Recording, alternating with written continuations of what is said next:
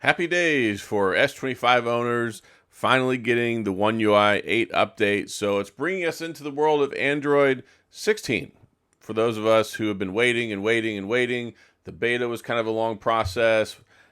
Google got it a little while ago. So Samsung put out an announcement yesterday. It's rolling out this week. So if you've been sitting around waiting to get One UI 8, then it's starting to roll out this week for the S25 phones. So that's S25, S25 Plus, S25 Ultra.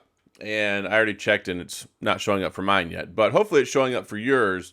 And like they said, it's going to start rolling out this week. So this is one of these things where if you don't have it today, maybe it'll be there tomorrow. Just check over the next couple of days. Hopefully it'll start showing up. They did also announce an expanded availability for other phones that probably start rolling out around October from what I was reading. So that's going to be other phones including the Z Fold 6, Z Flip 6, S24 FE, and the S24 series phone. So hopefully we'll see that start rolling out. I think in October is what I was reading. But yeah, S25 phones started rolling out yesterday. So it's big news, also little news at the same time because there's really not a whole lot there.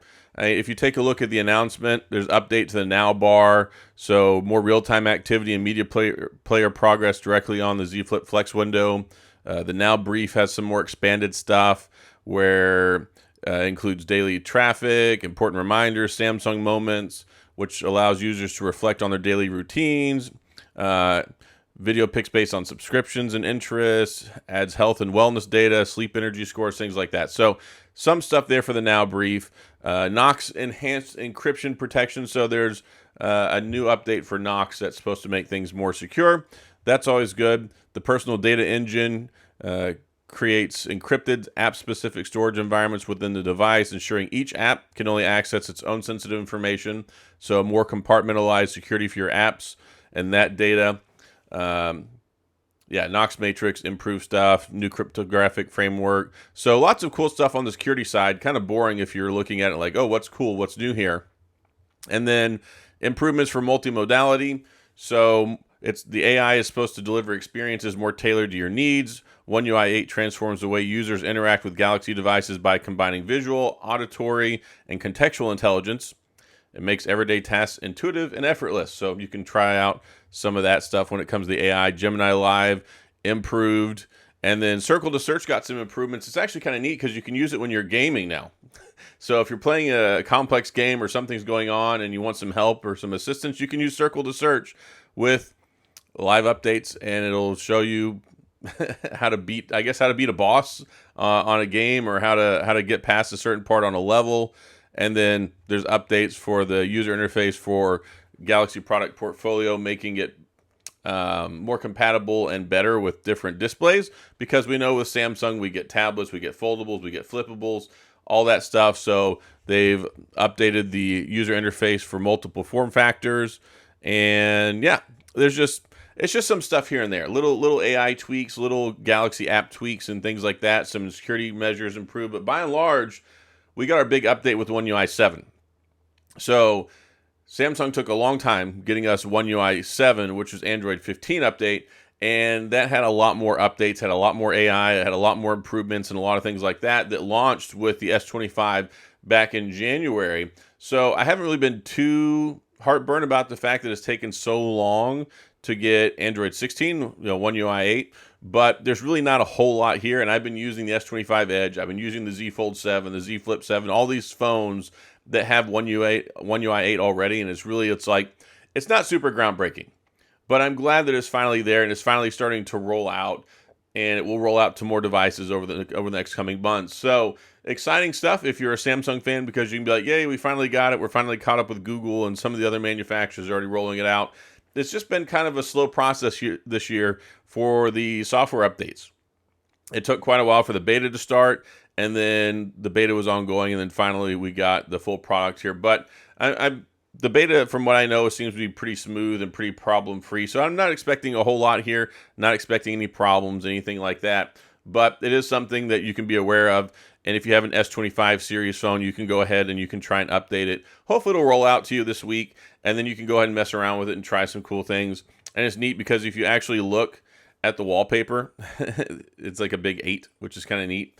So you can I mean, enjoy that stuff. But hey, the S25 Ultra, I think it's still the most complete, best flagship phone out there that you can get that's not a foldable.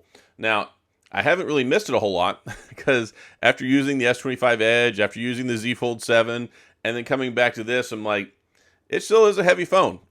Like, it's a heavy brick of a phone, but it's also very powerful, right? Snapdragon 8 Elite processor. You've got the big tandem camera setup on the back, 200 megapixel, the multi-telephoto, all that great stuff. So you can take some great photos with it. You can do a lot of great things with it when it comes to Samsung. You got, this is the flagship's flagship. It's the Ultra. It's got everything tossed in there. Of course, you know, S Pen DeX, 5,000 milliamp battery, all those things. And there have been some good discounts and some good things like that along the way ever since it's come out. So even now, the phone is, what, 9 months old? Which is incredible saying that now. Yeah, January, February, March, April, May, June, July. Yeah, it's like 8, 9 months old. So it's been out for a while, and it's crazy to me. And I talk about this every year because the phone comes out, and whenever the phone comes out, people are like, oh, phone of the year, this phone's so amazing. And we talk about that in January, right?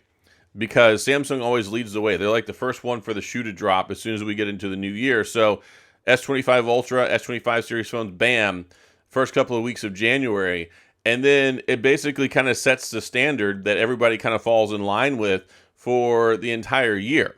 And then, of course, we got to wait for the iPhone 17. It's been announced it's going to start rolling out Friday. So it'll be really interesting to see how the S25 Ultra stacks up against the new iPhone 17 Pro Max. And also interesting there, though, because, of course, there's still a lot of stuff that this phone has that the iPhone doesn't. Of course, it's got DeX. It's got better multitasking. It's still got multi-window multitasking you can do on the phone. You've got the S Pen. You've got more cameras on the back. You've got better telephoto combinations and things like that. And, of course, it's supported for 7 years and all those great things, and very comparable when it comes to price because the Pro Max prices have crept up over the last couple of years. It's, what, $1199 for the base model now with 256 storage. So, yeah, I think the S25 Ultra is still competitive. I think this phone's still definitely in the conversation for best phone of the year. Is it my favorite phone? Maybe not necessarily. I like the Edge a lot more than I thought I was going to. I really love the Edge because it gives me 90-95% of the experience that I normally use day to day with the S25 Ultra, but in a thinner, lighter form factor. And then I also really love the Z Fold 7. Out of all the Samsung phones this year, I put my SIM card back in the Z Fold 7 because I enjoy using it so much. So Samsung's got a great portfolio of phones. They've got flagships, they got flippables, foldables.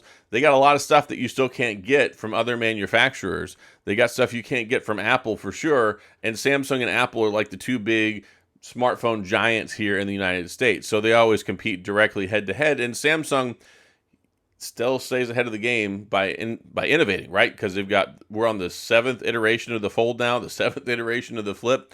And everybody's still like, yeah, maybe next year we'll get a foldable phone from the iPhone, right? Maybe Apple, they'll bring us a foldable phone next year. But yeah, S25 Ultra, the here and now, still a fantastic phone. Still top of the line flagship performance. Still going to be good for years and years to come.